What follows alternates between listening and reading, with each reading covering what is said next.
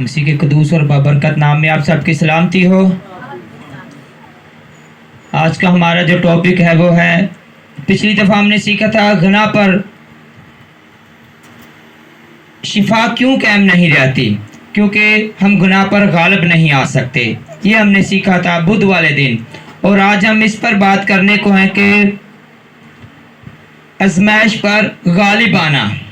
کیا ٹاپک ہے ہمارا؟ آزمائش پر غالب آنا۔ ہم کس طرح آ سکتے ہیں، ہم آج اس کے بارے سیکھیں گے۔ اور بزرگ کلام مقدس میں سے خدا ہمیں سکھاتا ہے کہ کلام خدا ہماری زندگی ہے، ہمیں راستہ بتاتا ہے خدا تک پہنچنے کا۔ آمین۔ آئیے میرے ساتھ متی 27 باب اس کی 39 ورس ہے، اور چیپٹر 27۔ اور راہ چلنے والے سر ہلا کر اس کو لان تان کرتے اور کہتے تھے، اے مقدس کے ڈھانے والے اور 3 دن میں بنانے والے، اپنے تئیں بچا، اگر تو خدا کا بیٹا ہے تو صلیب پر سے اتر آ۔ اسی طرح سردار کاہن بھی پھکیوں اور بزرگوں کے ساتھ مل کر ٹھٹے سے کہتے تھے، اس نے اوروں کو بچایا، اپنے تئیں نہیں بچا سکتا۔ یہ تو اسرائیل کا بادشاہ ہے۔ مزاح کی جا رہی ہے، اوٹنگ بازی کی جا رہی ہے۔ یہ تو اسرائیل کا بادشاہ ہے، اب صلیب پر سے اتر آ تو ہم اس پر اتر آئے تو ہم اس پر ایمان لائیں۔ اس نے خدا پر بھروسہ کیا ہے، اگر وہ اسے چاہتا ہے تو اب اس کو چڑھا لے، کیونکہ اس نے کہا تھا میں خدا کا بیٹا ہوں۔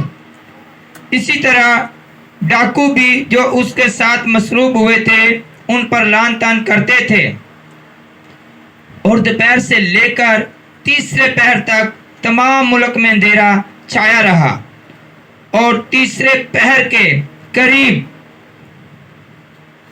یسوع نے بڑی آواز سے چلا کر کہا، ایلی ایلی السبقتنا، یعنی اے میرے خدا تو نے مجھے کیوں چھوڑ دیا۔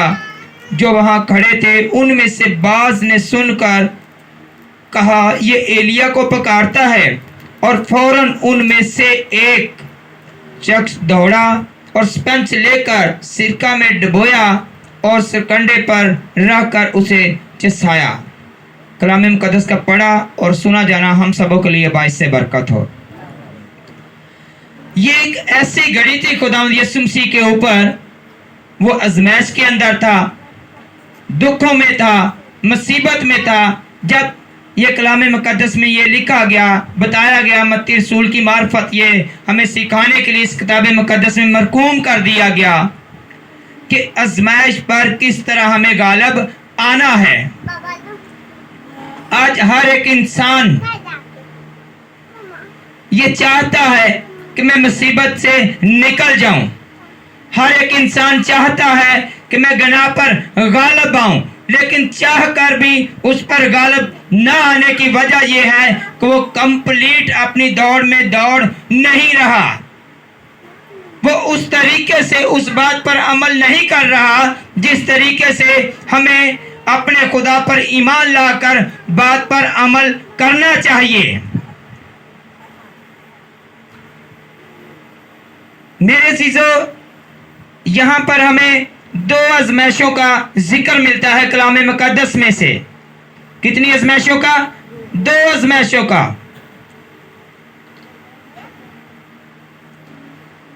ایک آزمائش جب خداوند یسوع مسیح پیدا ہوئے، بچے تھے، وہ بھی عام زندگی گزار کر انہی بچوں کی طرح پیدا ہوئے، کھیلتے تھے، کودتے تھے، پرندے بناتے تھے، مٹی میں جاتے تھے۔ ان کا ماں باپ بھی اس کو ڈھونڈتا تھا، گم ہو جاتے تھے۔ اس کی زندگی اس طرح سے گزری جس طرح ان بچوں نے پیدائش پائی اور ان کی پرورش ہوئی، اسی طرح خداوند یسوع مسیح کی زمین پر آنے کے بعد پرورش اور یہی طریقہ رہا۔ لیکن अक्सर लोग ये कहते हैं, या कलाम सुनाने वाले खुदा के खादम भी ये कहते हैं कि जब तुम बपतिस्मा लोगे तो निजात पाओगे। ये हकीकत है, सच है कि तुम निजात पाओगे, लेकिन उसके बाद आजमाइशों का टोकरा या पूरा पंडाल तुम्हारे ऊपर उंगलियां उठाने के लिए शुरू हो जाएगा। जब तुम बपतिस्मा ले लेते हो तो तुम आजमाइश की घड़ी के अंदर चले जाते हो। बपतिस्मा लेना इब्लीस के सामने खड़े हो जाने का एक निशान है। आम आदमी को इब्लीस कुछ नहीं कहता, आम जिंदगी को इब्लीस कभी तंग नहीं करता, क्योंकि वो जानता है कि ये जिंदगी तो मेरे रास्ते पर चल रही है, उसके ऊपर आजमाइश नहीं आती। लेकिन जो ही खुदावंद यीशु मसीह भरे, उन्होंने बपतिस्मा लिया। बपतिस्मा लेने के बाद रूह ने कहाँ ले गया? बियाबान में, जंगल में लेके चला गया। आजमाइश की घड़ी जारी हो गई। पहला काम क्या हुआ कि यूं ही बपतिस्मा लिया और रूह से जंगल में ले गया और 40 दिन और 40 रात क्या किया? फाका काटा।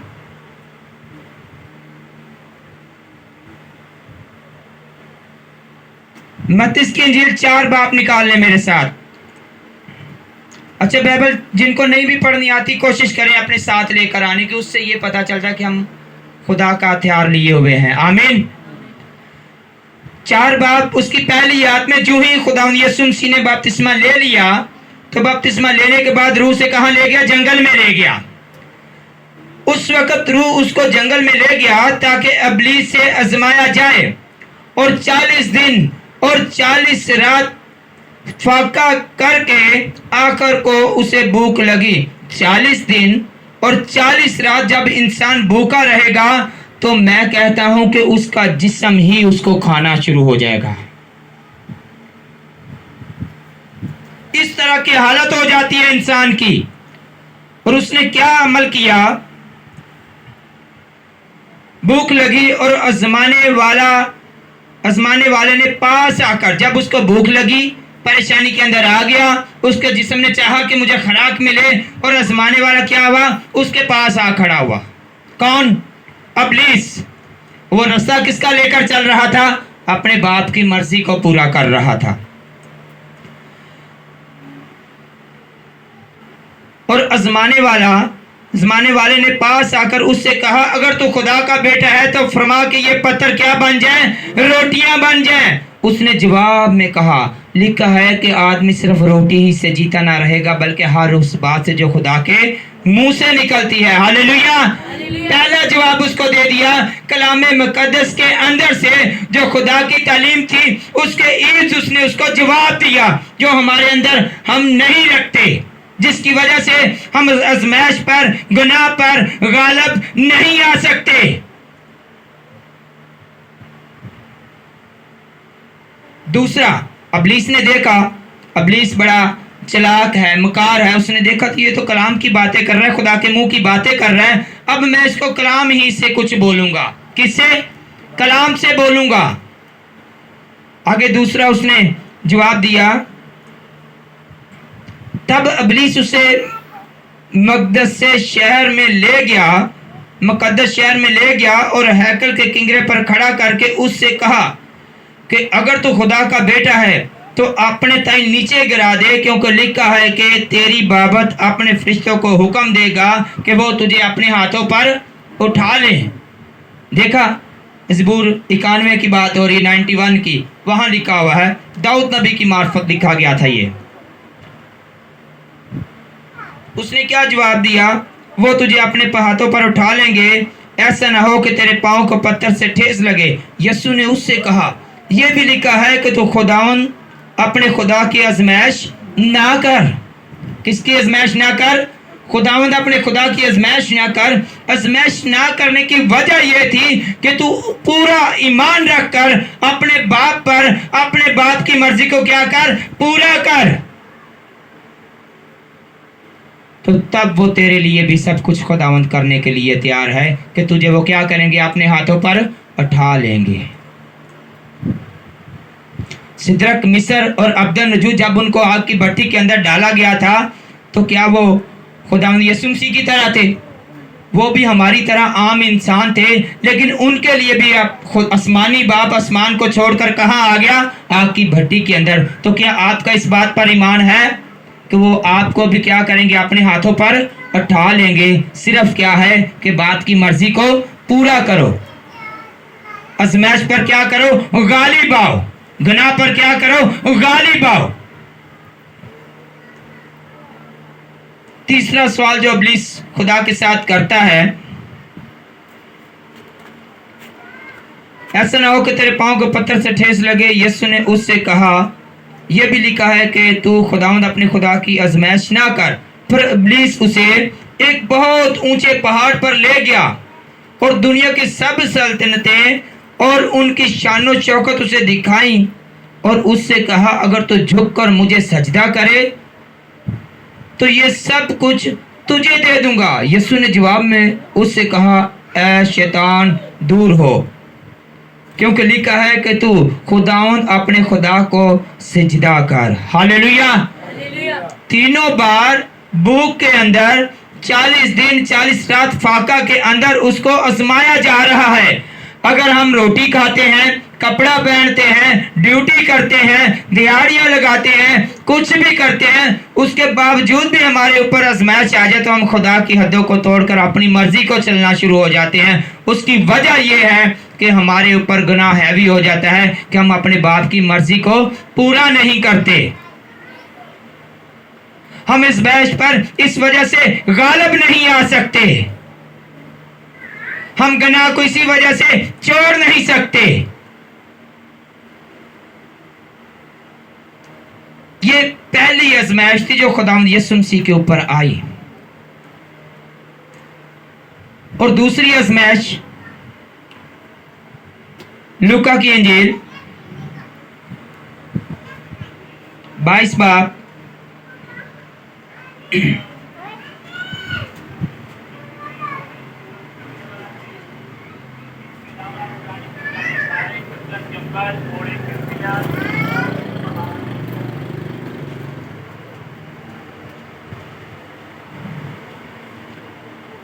उस पर भी खुदावंद यीशु मसीह पर आजमाइश आई और खुदा ने क्या किया? उसके 39 से आधे बादशाह से फिर वो निकल कर अपने दस्तूर के मुआफिक जैतून के पहाड़ को गया और शागिर्द उसके पीछे हो लिए और उस जगह पहुंचकर उसने उनसे कहा, दुआ करो कि आजमाइश में ना पड़ो। क्या करो?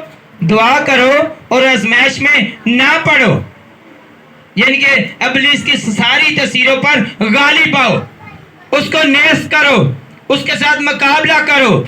हमें हुक्म दे दिया गया ताकि तुम आजमाइश में ना पड़ो।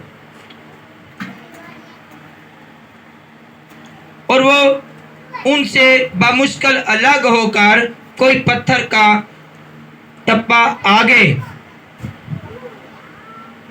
बढ़ा और घुटने टेक कर यूं दुआ करने लगा, ऐ बाप, अगर तू चाहे तो ये प्याला मुझसे हटा ले, तो भी मेरी मर्जी नहीं बल्कि तेरी मर्जी पूरी हो।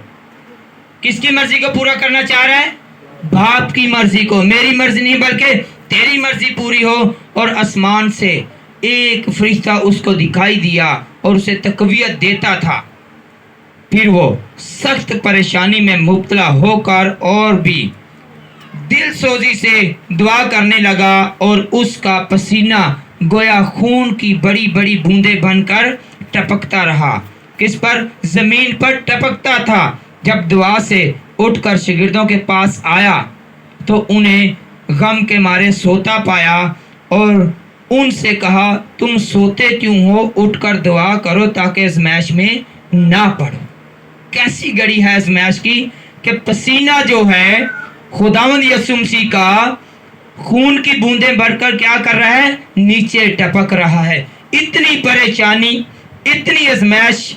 एक इंसान जानता है कि अब इस आजमाइश के बाद, चंद मिनटों के बाद, आधे घंटे के बाद या 20 मिनट के बाद मैं पकड़ा जाऊंगा, मेरे हाथों पांव में कील ठोके जाएंगे, मैं लानती मौत मारा जाऊंगा, इस तरह का मेरे साथ जुल्म होगा।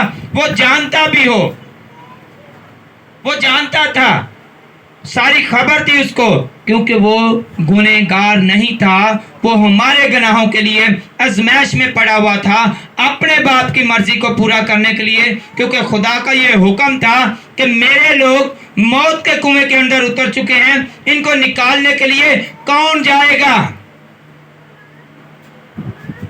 तो हमारी गुनाहों की खातर उसने अपने बेटे को भेज दिया, वो आजमाइश में पड़ गया और वो पसीना जो था वो खून की बूंदें बनकर नीचे टपकता रहा।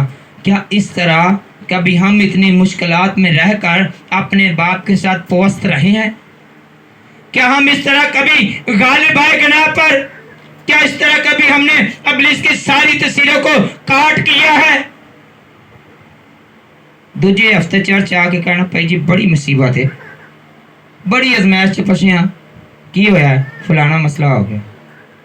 तो मेरे चीज़ों, आजमाइश पर गालिब आने के लिए खुदा के खादम को बताना ज़रूरी है, लेकिन उससे बढ़कर हर इंसान का अपना ईमान, अपना किरदार ही उसको अपनी आजमाइश पर गालिब आने के लिए, जिस तरह खुदावंद यीशु मसीह इब्लीस पर भी गालिब आया, और जब ये गतसमनी बाग के अंदर इन सारी चीज़ों के लिए खुदा की मर्जी को पूरा, खुदावंद मेरी मर्जी नहीं बल्कि तेरी मर्जी पूरी हो, वहाँ इब्लीस का कोई सिस्टम नहीं था, बाप और बेटे का आपस में राब्ता था।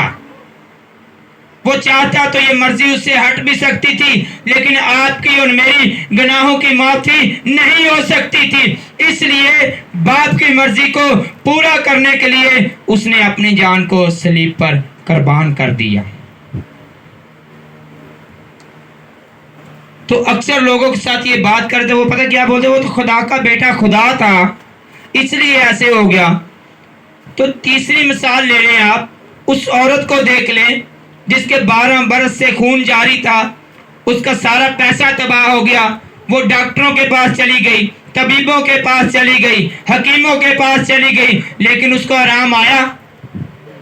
कहीं आराम ना मिला उसको। उसने सुना क्या था? खुदा का बेटा, उसने यार की बेटी को जिंदा किया है, उसने नाइनशेर के बेटे को जिंदा किया है, उसने 4 दिन के मुर्दे लाजर को जिंदा किया है, उसने बहुत सारे लोगों को शिफा बख्शी है, मैं भी उसके पास जाऊंगी। उसके अंदर एक बेदारी पैदा हुई, उसके अंदर उस आजमाइश पर गालिब आने के लिए खुदा का कलाम सुन के ईमान पैदा हुआ। उसने कहा मैं भी जाऊंगी। फिर इब्लीस ने उसको दबा लिया, उसने सोचना शुरू कर दिया कि मैं जाऊंगी, खुदा को बताऊंगी, उसके साथ तो बहुत सारे आदमी होते हैं। वो शर्माना शुरू हो गई कि मैं कैसे उसको अपनी बीमारी बताऊंगी। लेकिन फिर उसके अंदर ईमान की किरण जागी, वो चली गई। जो ही उसने खुदावंद यीशु मसीह की पोशाक को छुआ, छूने के बाद खुदा ने आवाज दी कि मुझसे कुछ निकला है। हालेलुया, मुझसे कुछ निकला है। और निकलने के बाद उसके घुटने कमजोर हो चुके थे, जिस्म के अंदर खून ना था, कमजोरी की हालत में थी, कुबड़ी हो चुकी थी। वो क्या हुआ? वो सीधी खड़ी हो गई। उसने कहा खुदावंद तुझ में से अगर कुछ निकला है तो मैंने तुझे छुआ है, इसलिए देख मेरे घुटने और टखने सीधे हो गए। हालेलुया। उसने अपनी सारी आजमाइशों पर गालिब आने के लिए उसको एक ही काम करना पड़ा कि खुदावंद यीशु मसीह पर ईमान लाकर उसकी पोशाक को उसने छू लिया। क्या आज आप उसकी पोशाक को छूना चाहते हो? क्या आज आप उसकी मर्जी के मुताबिक खुदा की मर्जी को पूरा करना चाहते हो? मत्ती की इंजील में लिखा हुआ है, जो कि मेरा इकरार करता है मैं भी अपने बाप के सामने उसका इकरार करूंगा, और जो मेरा इनकार करता है मैं भी अपने बाप के सामने उसका क्या करूंगा? इनकार कर दूंगा। वजह कि खुदा चाहता है कि मेरे बेटे मेरी बातों पर अमल करें। मेरे अजीजों, हर इंसान की यह कोशिश होनी चाहिए कि मेरे बेटे मेरी बेटियां खुदा के जलाल और गवाही के लिए इस्तेमाल हों। अपने हाथों को खुदा के जलाल के लिए इस्तेमाल करें, अपनी कमाई को, अपने बदनी जिस्म को भी इस्तेमाल करें खुदा के जलाल के लिए, ताकि आजमाइश में ना पड़ो। गुनाह पर गालिब आने के लिए बस एक ही रास्ता है हमारे पास कि आजमाइशों पर क्या करें? غالب آئیں، گناہ پر کیا کریں؟ غالب آئیں، جس طرح ہمارے آسمانی باپ نے جسم لے کر ماں سے پیدا ہو کر غالب آ کر ہمیں سب کو بچا لیا۔ ہاللیلویہ۔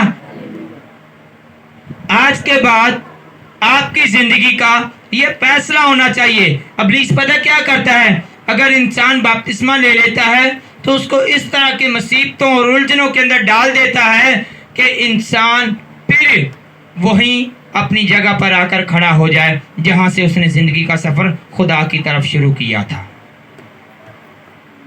ابلیس نہیں چاہتا کہ ہم آسمان کی بادشاہی میں داخل ہوں۔ آپ سب اتنا تو جانتے ہو کہ ابلیس کہاں جائے گا، اس کا ٹھکانہ کہاں ہے؟ آگ کی بھٹی، جہنم میں۔